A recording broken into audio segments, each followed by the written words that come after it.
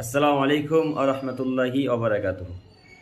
Abu jar Ghifari রাদিয়াল্লাহু তাআলা আনহু থেকে বর্ণিত, তিনি বলেন, রাসূলুল্লাহ সাল্লাল্লাহু আলাইহি সাল্লাম বলেছেন, ফিমা রাওয়া আনিল্লাহি তাবারাক ওয়া তাআলা, আল্লাহ তাআলা বলেন, মানে হাদিসে কুদসি, তিনি বলছেন, ইয়া ইবাদি, হে আমার বান্দাগণ।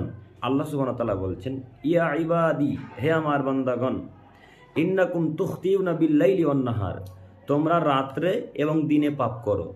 তোমরা রাতে পাপ করো, আবার দিনে পাপ করো।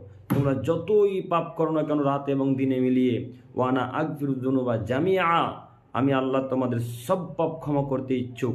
আমি আল্লাহ তোমাদের সব পাপকে ক্ষমা করে দেবো। ফায়াস্তাগফিরুনি, শুধু তোমরা আমার নিকটে একবার ক্ষমা ভিক্ষা চাও। আল্লাহ বলছে, তোমরা রাত্রে পাপ করো, দিনে পাপ করো, রাতের পাপ করো, দিনে পাপ করো, সব পাপ করার পর একবার আমাকে বলো, আল্লাহ আমি ভুল করেছি, তুমি ক্ষমা করো। আল্লাহ আমি ভুল করেছি, তুমি ক্ষমা করো। আল্লাহ বলছেন,